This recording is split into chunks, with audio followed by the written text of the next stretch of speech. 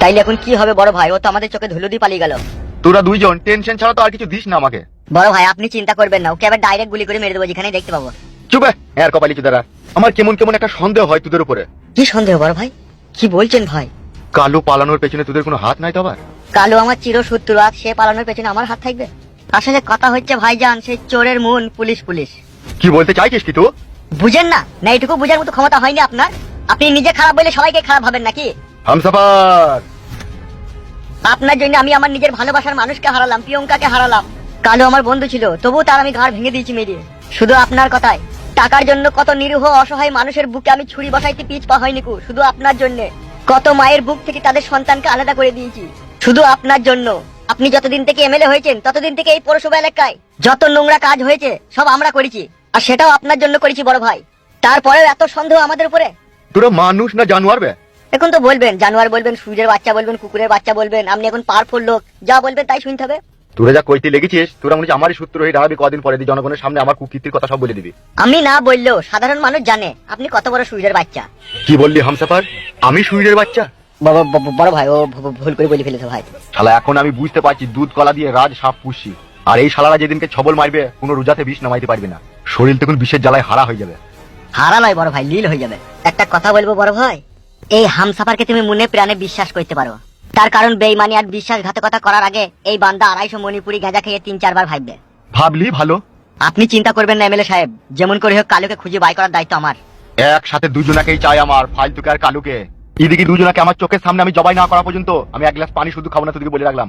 কোনো চাপ নাই, জীবন দিয়ে চেষ্টা করব।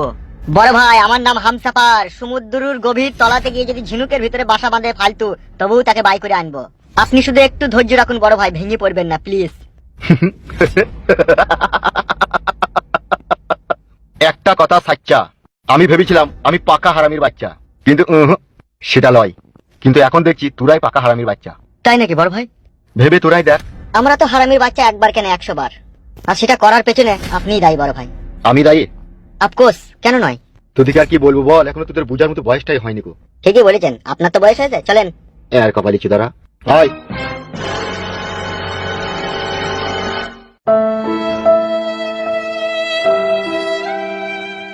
এখন বুঝতে পারছি বৌমা তোকে রূপজয় বোনের নিশাতে পাগল করে তুলিস, ওই জন্য তুই বাপের মুখের উপরে কথা বলছিস। তোমার বাবার কাছে মুখের কথাবার্তাটা শুনো। বৌমা তুমি বা কি করে বললা তোমার আমি উলঙ্গ শরীরকে দেখেছি? আপনি নিশ্চয়ই দেখেছেন বাবা, না হলে আপনার বৌমা মিথ্যা কথা বলার মেয়ে নয়।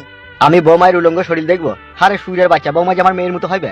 আমি এই বাড়িতে থাকবো না, তুমি আমাকে আমার মায়ের বাড়িতে দিয়ে এসো। আমি এরকম চরিত্রহীন তোমার বাবা, আমি এখানে থাকবোই না। ফালতু বাপ রে, দেখেছিস বাপ শোনা আমার উপরে শুকনো কলঙ্কের দাগ লাগাইছি রে। তুমি এখন কি বলতে চাইছো বলো? তুমি এই বাড়িতে থাকবে না, আমি থাকবো সেটা বলো। বৌমায়ের কথা বিশ্বাস করলি? খবরদার ওই পাপি মুখে আমাকে বৌমা বলে ডাকবেন না।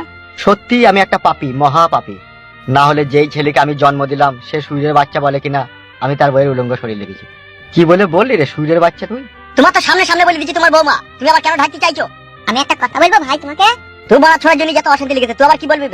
আমার জন্য কেন অশান্তি লাগবে ভাই? এমনও তো হইতে পারে তোমার বাবাকে খেলাইতে চাইছে তোমার বউ তার নিজের স্বার্থের জন্য। এই লড়িতে চাপা, আমার আবার কি স্বার্থ রে? বৌমা খবরদার, তুমি ফালতু কদি সব করে গালাগালি দিবে না। তো বলছি কেন আমার স্বার্থ? যা সত্য তাই বলেছি, আমার কোনো স্বার্থ নাই গো।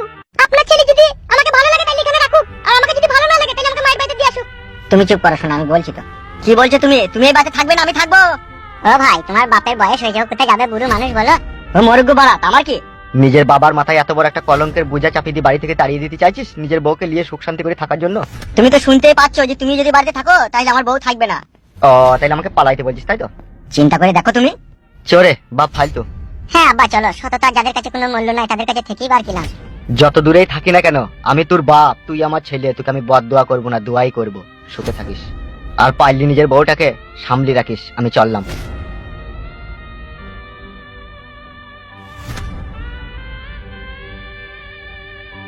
শোনা বউ, তুমি খুশি হয়েছে তো?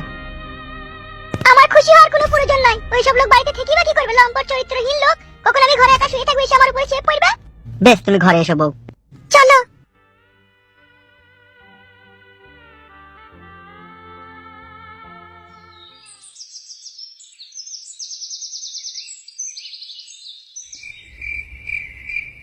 আব্বা গো বিশাল ভোগ লেগেছে আব্বা। খিদি তো আমারও লেগেছে রে, কি করবি আর বল। আয়।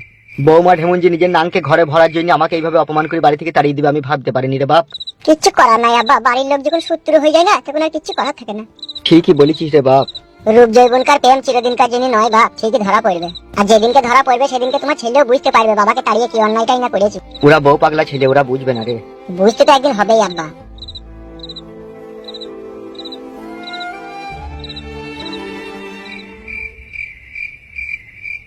বড় ভাই কি এত চিন্তা ভাবনা করছো তুমি? আজকে কি বার? আজকে কি বার? হ্যাঁ, আজকে আজকে শুক্রবার ভাই। আজকে যদি শুক্রবার হয় তাহলে কালকে শনিবার আর পরশুদিন হচ্ছে রোববার, তাই তো? জি বড় ভাই জান। সোমবার একটা মার্ডার কেস আছে, বুঝলি তো?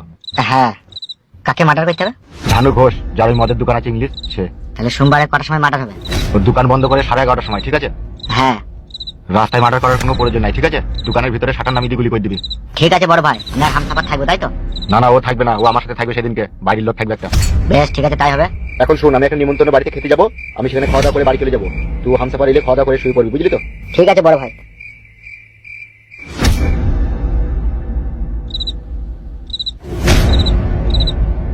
বড় ভাই বড় কার বাড়িতে নিমন্ত্রণ খেতে গেল? নামও তো বললো না। নিমন্ত্রণ খেতে গেছি না এখন কারো পাকান জাম করতে গেছি, এখন ওই জানে।